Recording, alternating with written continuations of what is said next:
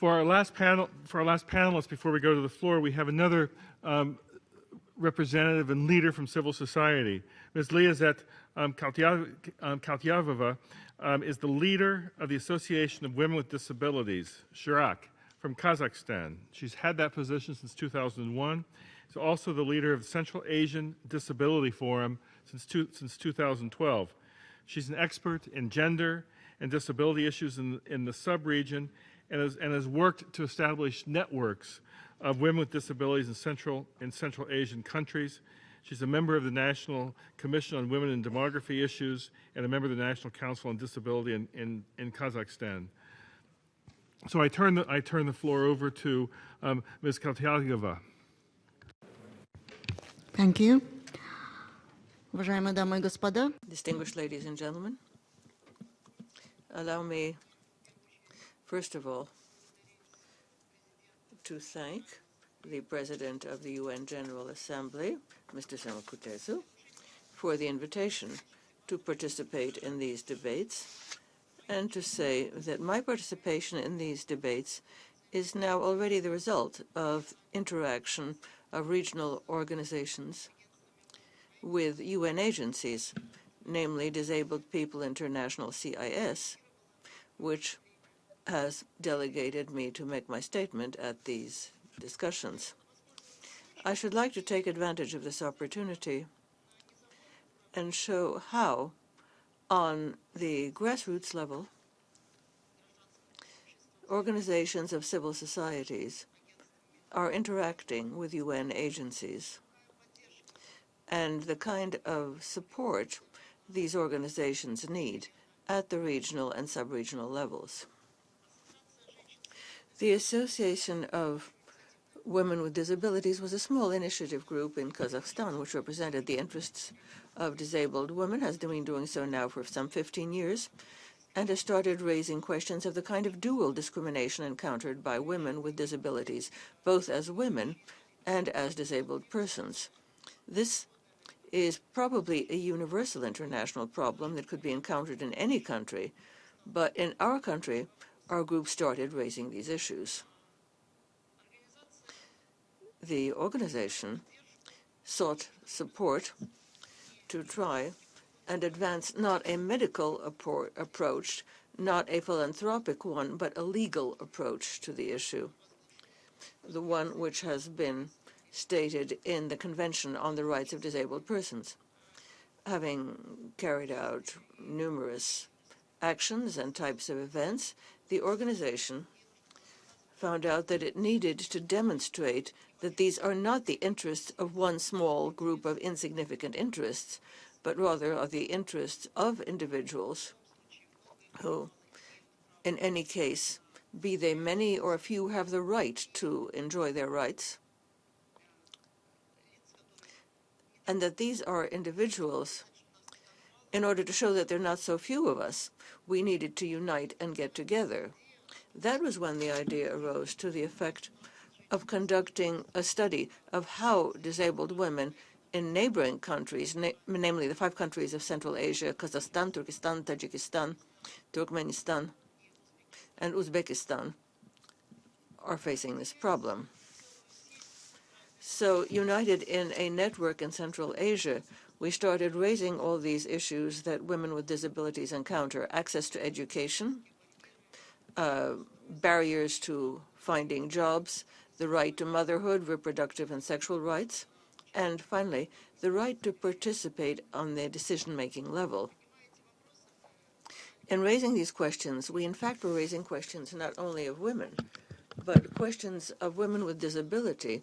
Raising these questions lay the way to other issues which are in the interests of children and men and of people with different kinds of disabilities.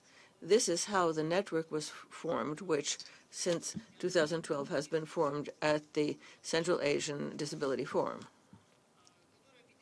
This brings together more than 30 organizations of people with disabilities in these 5 countries. What did we run into working on the regional level? If on the country level we had our strategy and we could see support from UN agencies at various levels, in our strategy. That kind of support, the support that UNDP was giving for studies in the area of reproductive health or disabilities, UNFPA was supporting various events for enhancing potential. UN Women assisted us in promoting recommendations regarding gender approaches to policies of disability and national plans of action on the ratification of the conventions.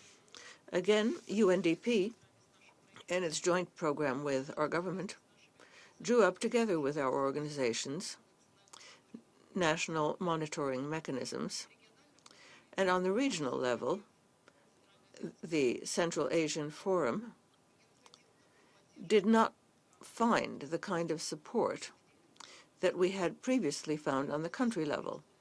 It is here that we sense the need for a mechanism which supports regional programs, regional initiatives of such organizations as ours. One of such mechanisms we found in interaction with UN's ESCAP, which, in declaring the new decade for people with disabilities for 2014, created a working group. This is the example we would like to propose as one of the most effective mechanisms when the role of an organization of persons with disabilities, an international organization, enhances its status. And that mechanism in that working group, it includes 30 members. 15 of them are government representatives and 15 represent organizations from civil society. Both groups have absolutely equal conditions for participation, impact, and action within that mechanism of the working group. And it is through this mechanism, CADF, the Central Asian Forum for Individuals with Disability, that our women's group has been putting forward issues of gender and disability in the Asian and Pacific region. We would like to see similar support in the Central Asian region to press our interests. Now, why do we want to do that in the Central Asian region? Because our 5 countries have a shared history, very similar cultures, to a great extent, quite similar systems of social support for persons with disabilities, though unfortunately based on a medical model. Our countries have distinctions, but also have unique experience in defending the rights of persons with disabilities and in championing the rights of these peoples in various countries. This makes our movement better and enriches it. We can see that when we see how the ratification of the convention is proceeding. 2 countries this year, Kazakhstan, has already ratified the Convention on the Rights of Persons with Disabilities, and Kazakhstan's experience is something that the other countries in Central Asia are eagerly awaiting. In this case, we would like to say that the UN agency could help by putting forward regional and sub-regional organizations by including on the agenda of all of its conferences and events, roundtables, etc., the issue of individuals with disabilities, in particular women with disabilities. While earlier we saw a system in which there was separate consideration of programs for decreasing the risk of accidents, for programs for poverty, programs for education, for example, we are now proposing that in each of these programs there be an element of individuals with disabilities. Thus, and since these events are quite frequent on the international level, the issue of individuals with disabilities in the Central Asian region could move forward more effectively. We would like to say that this kind of activity in these regions and these regional organizations would be very effective if there was a strengthening of the potential of these organizations. Their abilities to create networks, to carry out expert analysis, monitoring of documents such as implementation of the Convention on the Elimination of All Forms of Discrimination Against Women, or the Convention on the Rights of Individuals with Disabilities.